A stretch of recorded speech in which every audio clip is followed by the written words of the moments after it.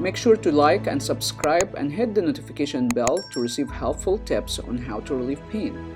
If you have any questions, put it in the comment section down below. Hello everyone, welcome. This is Dr. Jacobs. In this video, I'm gonna go over how to stop or relieve your hand arthritis pain. But before I do that, I'm gonna go over the symptoms, the causes, the risk factors, the normal healing cycle, and how to get to the root cause of hand arthritis pain. And we'll go over some tips that you can take it at home to relieve or stop your symptoms. What are the symptoms for hand arthritis pain? You're gonna experience a lot of stiffness, swelling in the knuckles, weaknesses in your hands, especially with the fine motor skills like gripping, like writing, typing, holding cups. You might experience some issue with holding objects, like when you hold something, you start to drop it because your muscles are very weak, your joints are very inflamed. That's painful to hold object with your hands. You can see here in the image, I will go over the normal look of the tissue here. Look in this image, you can see the joint, the capsule is look like nice and smooth here, and that's a healthy joint and healthy capsule. So you can see inside, after taking the top layers of the synovial membrane, that it's inside look nice and smooth bone. There is no swelling, there is no wear and tear here. And when you start to have arthritic changes, you will have inflamed synovial, the fluid that's inside your joint. That's very helpful to lubricate the joint. And then you will notice that you will have a lot of wear and tear in the joint, and that space between the joint decrease. It's a very minor space, like a millimeters, but when you have that space decrease, there's a lot of rubbing on the bone, and that's cause more inflammation, more soreness and stiffness in the joint. And from the outside part, your synovial membrane will start to swell up because it's swelling from inside and outside like this. And this is the image for rheumatoid arthritis. You will see uneven and twisted or tilted fingers due to the swelling, and that's the swelling in the knuckle.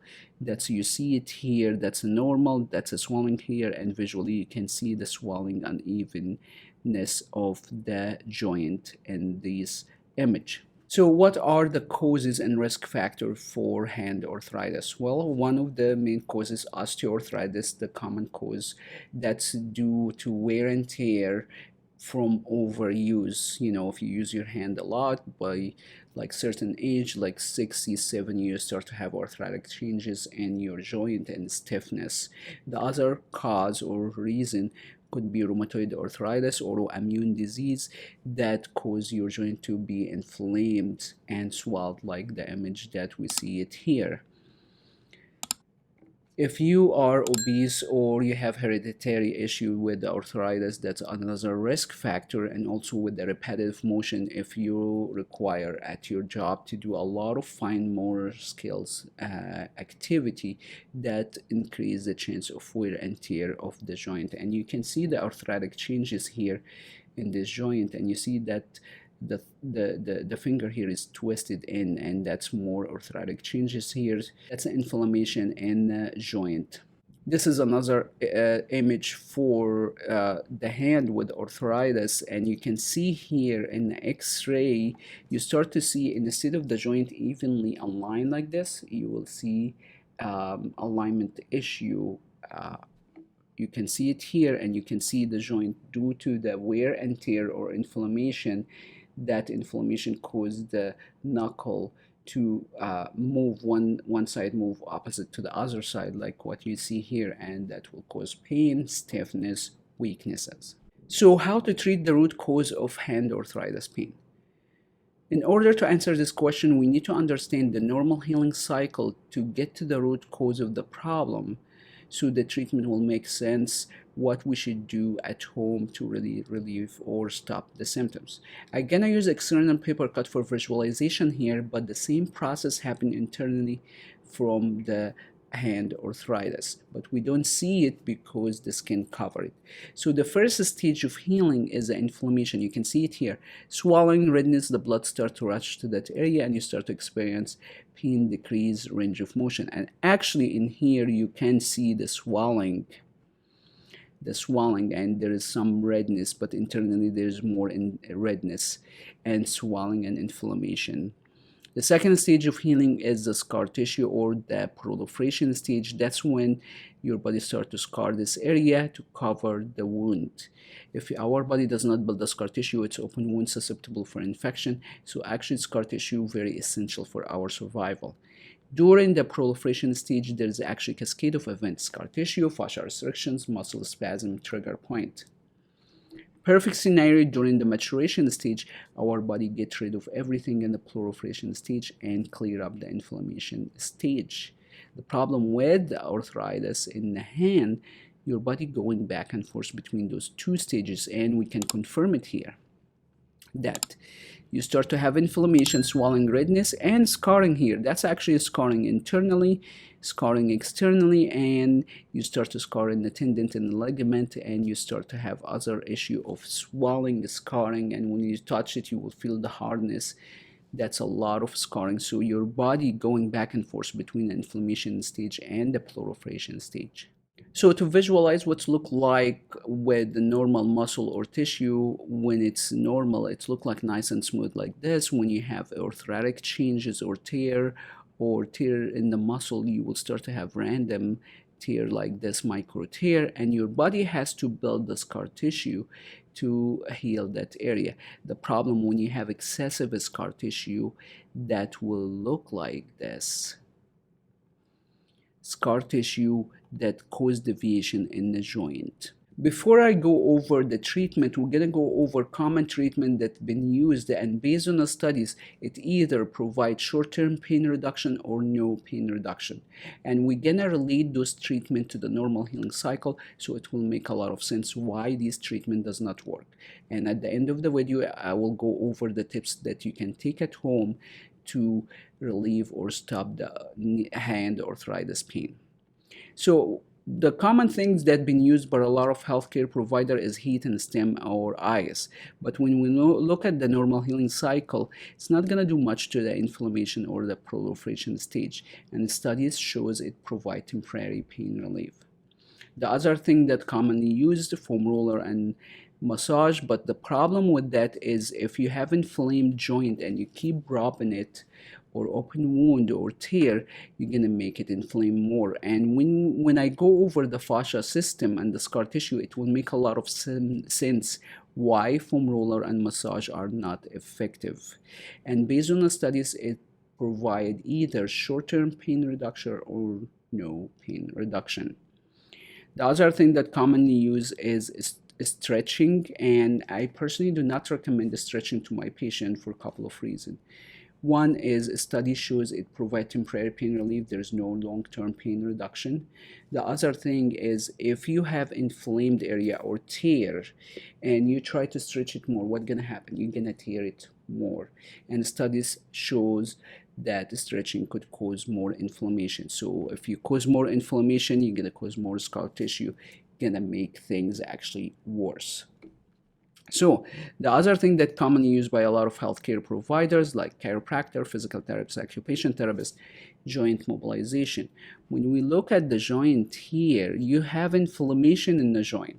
Do you want joint mobilization to rub in it on top of each other? That actually will cause more inflammation. And the study shows it does not provide long-term pain reduction. It either provides short-term pain reduction or no pain reduction. And when we look at the healing cycle, that actually could cause more inflammation from the rubbing. But when we look at the proliferation stage, it's not gonna break the scar tissue, fascial restrictions, muscle spasm, and the proliferation issues here.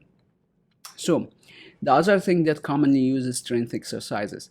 We want to do strength exercises, but if we introduce it in the wrong timing, which is the inflammation stage, that will cause more inflammation. We need to do strength exercises for the hand, but before we do that, we need to break the vicious cycle of inflammation and proliferation. And I prefer, instead of doing strength exercises, doing function training, which is more effective than the strength exercises. So how to treat it? We have to break this vicious cycle. By definition, arthritis is inflammation in a joint. And as we see here, there's a lot of inflammation involved here. A lot of problem with the proliferation stage is scarring. So we have to really get to the root cause of these issues and break the vicious cycle of inflammation and proliferation. So what I personally do is, for inflammation, I use a MagnaHeal 2.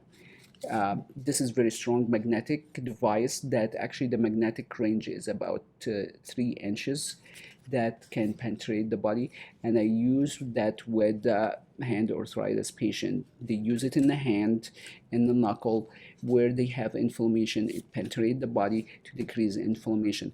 For mild, moderate inflammation, it's worked very well. For severe inflammation, there is a very high chance your body might missing some vitamins or minerals, and you might have some vitamins and mineral deficiency.